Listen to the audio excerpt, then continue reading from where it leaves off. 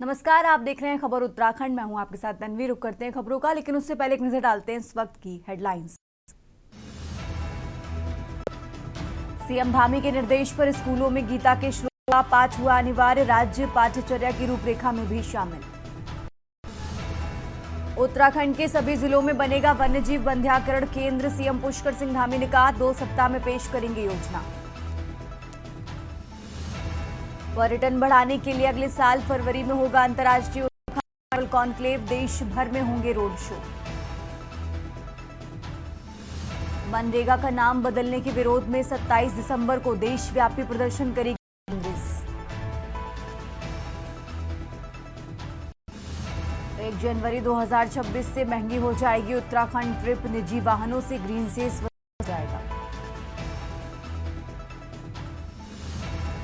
SIR में तेजी लाने के निर्देश, 31 दिसंबर तक हर विधानसभा में 50% से ज्यादा मैपिंग अनिवार्य।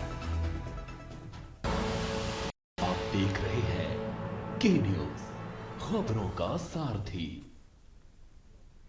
और चलिए अब रुक करते हैं खबरों का और शुरुआत करते हैं देहरादून खबर से। देहरादून से खबर आपको बता रहे हैं, सीएम धामी का आज का कार्यक्रम 10 बजे केआरसी रानीखेत का भ्रमण करेंगे सीएम धामी। तो देहरादून से ये बड़ी खबर आपको बता रहे हैं। सैन्य अधिकारियों और अग्निवीरों से संवाद करेंगे। अंतर्राष्ट्रीय सहकारिता वर्ष 2025 का समारोह है और इस कार्यक्रम में शामिल होंगे उत्तराखंड के मुख्यमंत्री पुष्कर सिंह धामी। और इसी के साथ आपको बता दें, 3 बजे सहकारिता मेला में प्रतिभाग करेंगे सीएम पुष्कर सिंह धामी। तो देहरादून से ये बड़ी खबर आपको बता रहे हैं। सीएम पुष्कर सिंह धामी का आज का कार्यक्रम 3 बजे सहकारिता मेला में प्रतिभाग करेंगे सीएम धामी। सीएम धामी का आज का कार्यक्रम आपको बता रहे हैं। देहरादून से ये बड़ी खबर।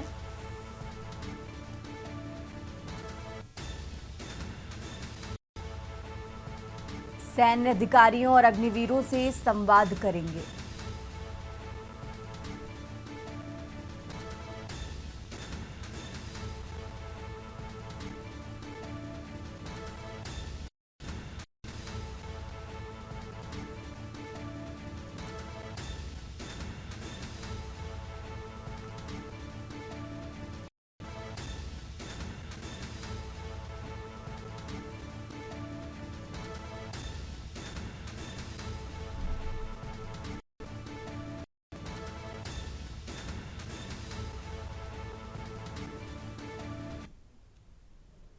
और अब आगे बढ़ते हैं खबरों में। रुड़की के पिरान कलियर थाना क्षेत्र से एक सनसनीखेज वारदात सामने आई है, जहां बेखौफ हमलावरों ने एक युवक पर जानलेवा हमला कर कानून व्यवस्था को खुली चुनौती दे दी है। घटना पिरान कलियर के सोहलपुर क्षेत्र की है, जहां भगवानपुर के सिकरोड़ा निवासी आकिफ देर रात स्कूटी से कलियर से अपने घर लौट रहा था। जैसे ही वो सोहलपुर पहुंचा, पहले से घात लगाए बैठे अज्ञात हमलावरों ने उसे बीच रास्ते में घेर लिया। आरोपियों ने आकिफ को स्कूटी से नीचे गिराया, गाली गलौज की और ईंट व घातक हथियारों से उस पर ताबड़तोड़ हमले किए।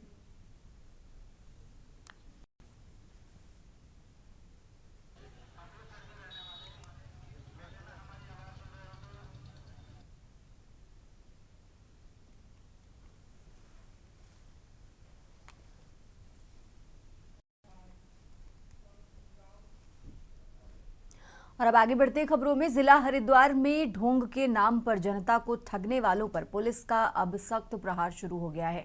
मुख्यमंत्री उत्तराखंड द्वारा चलाए जा रहे ऑपरेशन कालनेमी के तहत हरिद्वार पुलिस ने ऐसे नकली बाबाओं के खिलाफ बड़ा एक्शन लिया है, जो साधु संत का भेष धारण कर लोगों की आस्था से खिलवाड़ कर रहे थे। मामला हरिद्वार जनपद की कोतवाली रुड़की का है, जहां वरिष्ठ पुलिस अधीक्षक के निर्देश पर प्रभारी निरीक्षक कोतवाली रुड़की के नेतृत्व में पुलिस ने चेकिंग अभियान चलाया। इस दौरान पुलिस ने साधु के भेष में घूम रहे 6 बहरूपियों बाबाओं को हिरासत में लिया है।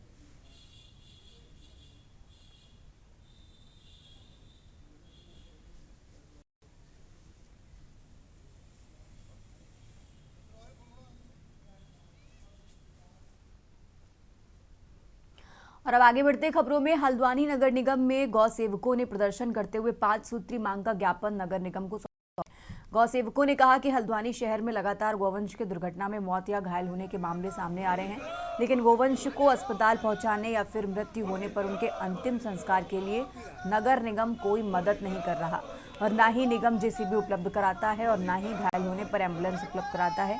इसके अलावा गौवंशों की मृत्यु के बाद उनको मिट्टी प्रदान करने के लिए जगह नगर निगम के पास नहीं है, इसलिए उन्होंने नगर निगम को ज्ञापन दिया है।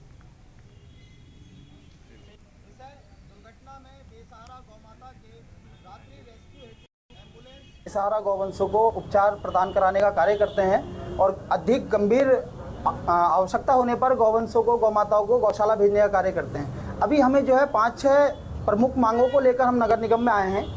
एक तो रात्रि गौवंश कभी दुर्घटना से क्षतिग्रस्त हो जाता है या उसकी मृत्यु हो जाती है, तो ना रात्रि में हमें एम्बुलेंस मिल पाती है, ना जो है रात्रि में जेसीबी नगर निगम की मिल पाती है। और अब आगे बढ़ते खबरों में, उत्तराखंड में आगामी विधानसभा चुनाव से पहले बीजेपी और कांग्रेस में जुबानी जंग तेज हो गई है।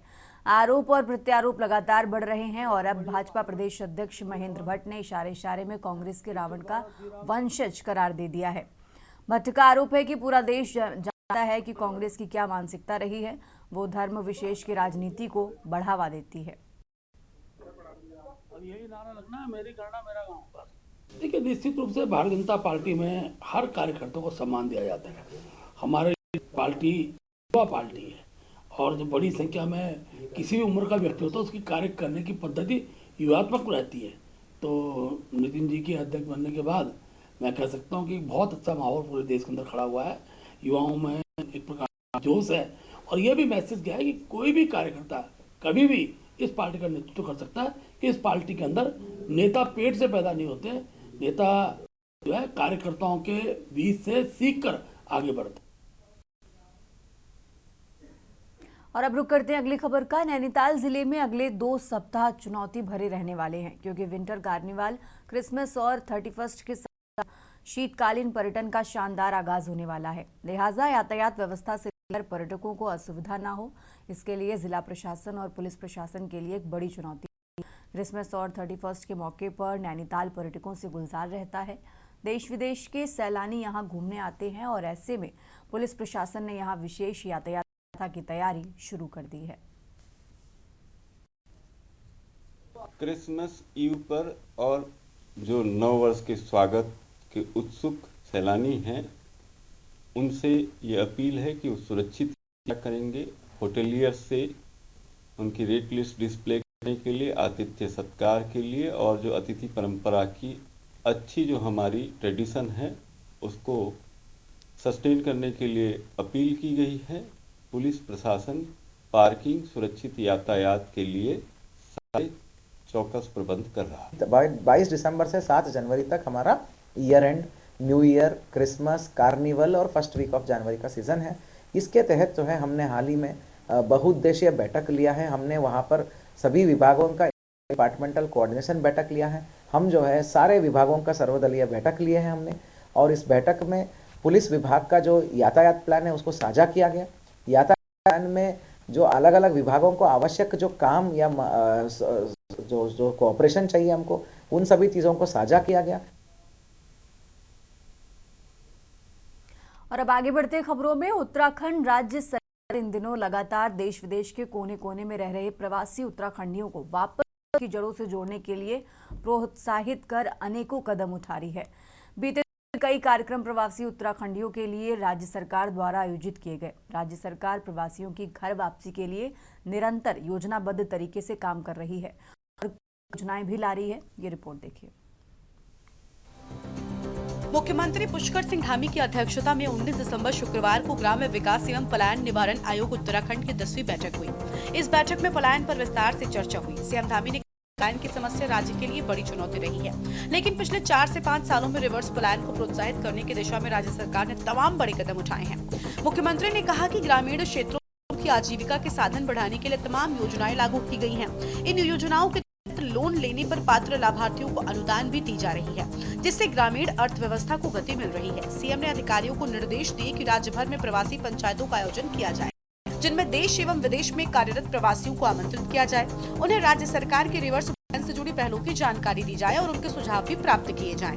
पलायन आयोग ने प्रदेश में वापस लौटे प्रवासियों को लेकर रिपोर्ट जारी की है, जिसमें आंकड़े काफी राहत देने वाले हैं। पलायन आयोग की रिपोर्ट के अनुसार उत्तराखंड के ग्रामीण क्षेत्रों में अगस्त 2025 तक 6,282 लोगों ने रिवर्स पलायन किया है।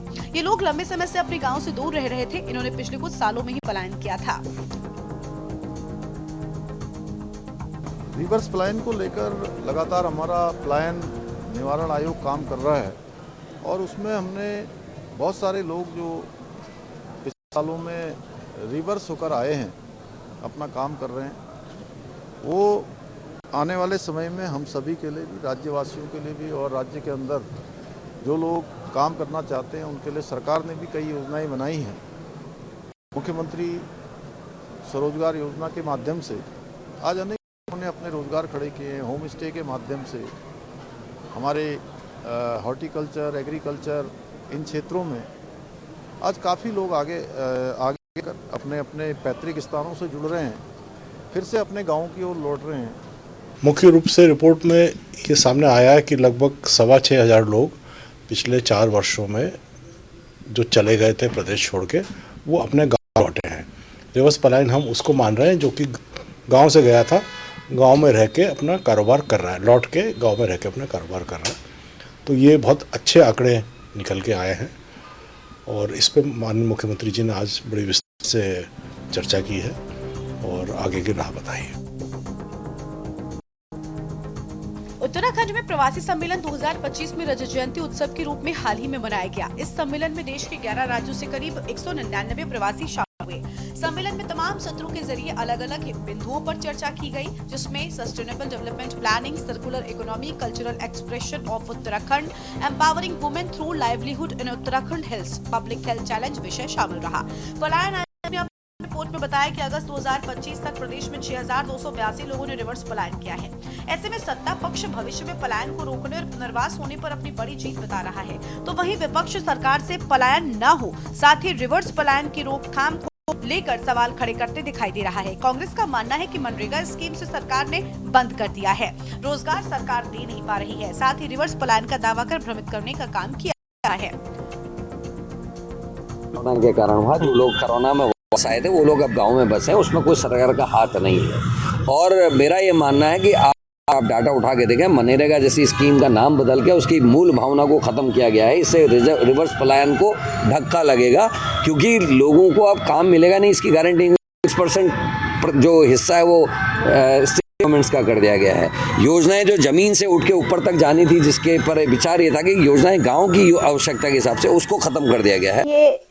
ये तो सभी को मालूम है कि दोबारा से 2027 के विधानसभा चुनाव हमारे जो है बहुत करीब आ गए हैं और अब सरकार को चिंता हो रही है रिवर्स पलायन के विषय में पंचायतें करने की।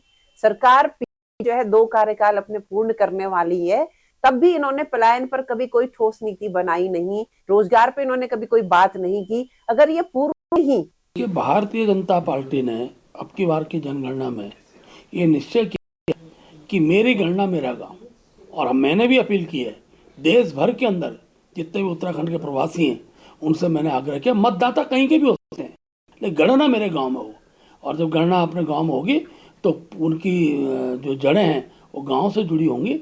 और इसलिए आह्वान है, इस कार्यक्रम के लिए हम एक टीम बनाने वाले हैं, पूरे देश के अंदर जाकर और विदेशों में रहने वाले जो हमारे प्रवासी उत्तराखंडी हैं जिनको कि विदेशी नागरिकता नहीं मिली हुई है, ऐसे लोगों से हम आग्रह कर रहे हैं कि मेरी गणना मेरा गाँव, इस भाव के साथ हर व्यक्ति अपनी गणना गांव में करे, क्योंकि पिछली बार परिसीमन के बाद हमने एक दुखद दृश्य को देखा है। आपको बता दें कि पिछले 4 सालों में करीब 6,282 लोग जो प्रदेश से पलायन कर गए थे उन्होंने पलायन किया है, जो अपने गांव में लौटकर कारोबार कर रहे हैं। साथ ही ये बताया जा रहा है कि सीएम पुष्कर सिंह धामी ने बैठक के दौरान प्रवासी पंचायत करने के निर्देश दिए। जिन जिन राज्यों में उत्तराखंड के लोग रह रहे हैं उनसे संपर्क करते हुए बातचीत किया जाए, रिवर्स पलायन के लिए उनको जाए। 4 सालों में जितने प्रवासी वापस आए उनमें से 38% लोग बागवानी और कृषि को अपना रहे हैं, 20% लोग होम स्टे, टूरिज्म समेत अन्य गतिविधियों से जुड़ गए हैं। इसके अन्य लोग अलग व्यवसाय कर रहे हैं। अब सरकार के सामने चुनौती यही है, रिवर्स पलायन कर रहे लोगों को वो कब तक प्रदेश में रोकने और रोजगार से लाभार्थी करने में कामयाब होंगे। साथ ही अगर सरकार रिवर्स पलायन में अभियान में भी कामयाब हो जाती है तो उम्मीद यही है कि भविष्य में पलायन कम और प्रदेश से बाहर रह रहे प्रवासी भी अपने घर को लौट जाएंगे। Uttarakhand desk report. फिलहाल यहाँ रुकेंगे इस ब्रेक के लिए।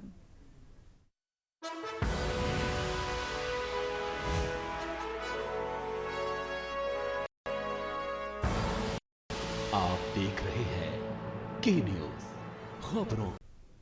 ब्रेक से वापस आ चुके हैं, रुक करते हैं खबरों का। प्रदेश में कैबिनेट विस्तार को लेकर लंबे समय से चर्चा होती आ रही है। प्रदेश में 2027 के विधानसभा चुनाव भी नजदीक है।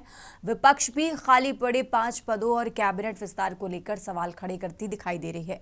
वहीं राज्यसभा सांसद नरेश बंसल का कहना है कि विपक्ष की हसरतें पूरी हों, ये वो खुद भी चाहते हैं। राजनीति में जब तक विस्तार नहीं होता तब तक अटकलें भी आएंगी। बाकी ये केवल मुख्यमंत्री के हाथ में है कि वो मंत्रिमंडल का विस्तार कब करेंगे।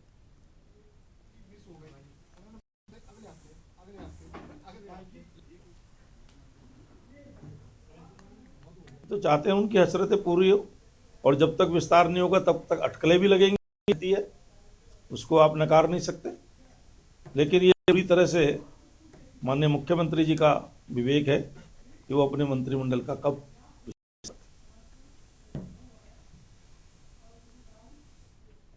और अब खबर रुड़की से है, जहां रांजड़वाला गांव से सुबह एक फिर रोंगटे खड़े कर देने वाली खेत की जुताई कर रहे किसान पर गुलदार अचानक हमले की घटना सामने आई है। जहां खेत में काम कर रहे किसान पर गुलदार द्वारा अचानक हमला करने की घटना सामने आई। बताते चले कि किसान अपने 2 अन्य लोगों के साथ ट्रैक्टर काम कर रहा था। इसी दौरान पीछे से आकर गुलदार ने अचानक उस पर झपट्टा मार दिया। इससे गुलदार के पंजों की चपेट में आने से किसान की गर्दन पर गहरे घाव हो गए।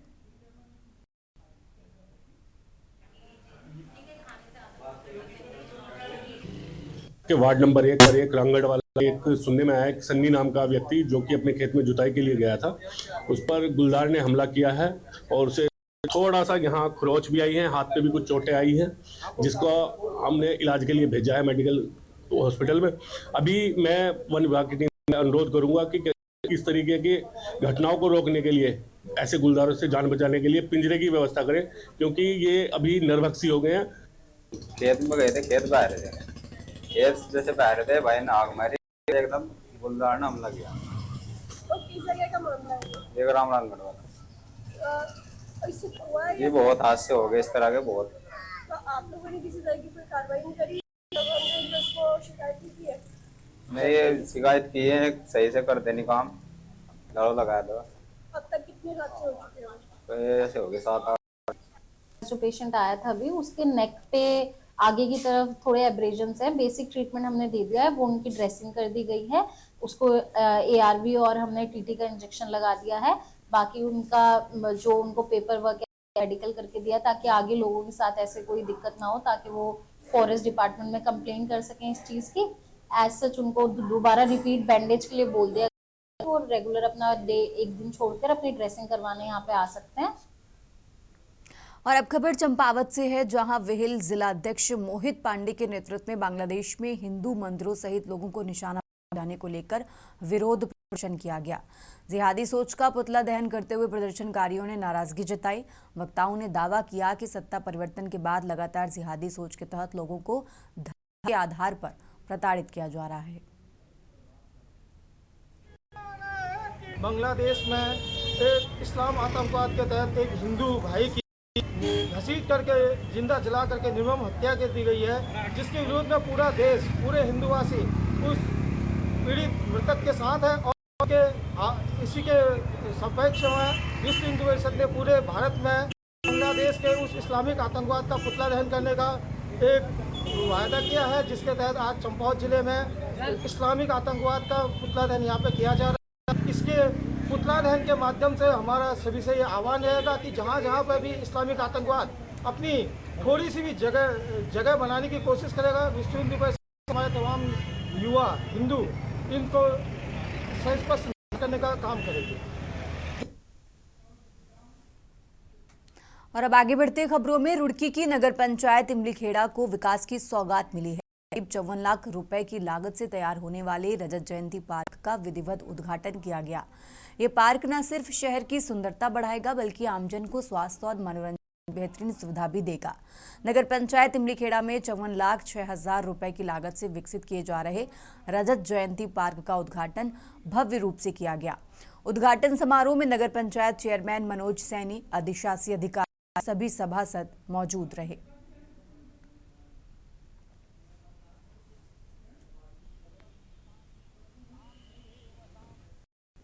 पार्क जैसे कि अपने पूरे उत्तराखंड में रजत जयंती पार्कों का सभी नगर पंचायत नगर निकायों में ओपनिंग की जा रही है। उसी के तहत हमारे यहाँ भी एक रजत जयंती पार्क की हमने आज उद्घाटन किया, मतलब ये इसका शिलान्यास किया है और पूजा कराई है।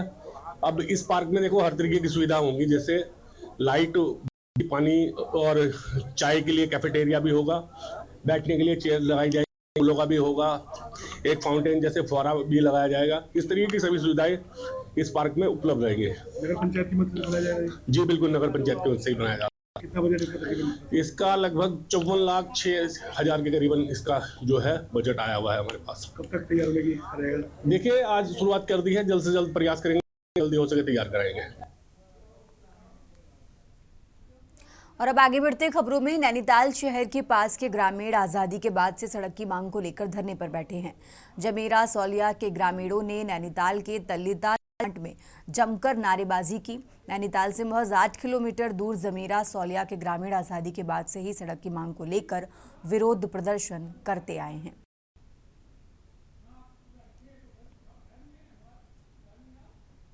हमने कई जगहों पर शासन को, प्रशासन को हमारी जमीरा सौलिया देवीद्रा मोटर मार्ग के लिए कई बार अवगत कराया है, लेकिन पिछले 15 वर्षों से हम गांव के लोगों की तरफ घुमाया जा रहा है। इससे ठीक वर्ष पहले पंचायत जब चुनाव हुआ था, वहां के लोगों ने पंचायत के चुनाव का बहिष्कार किया था।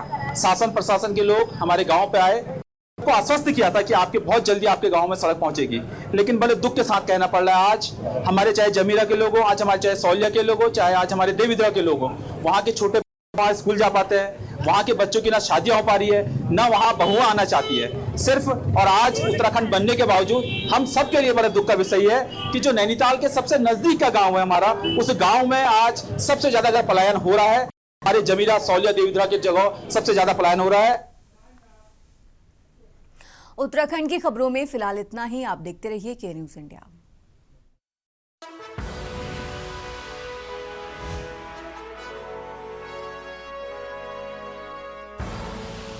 आप देख रहे हैं के न्यूज़, खबरों का सारथी।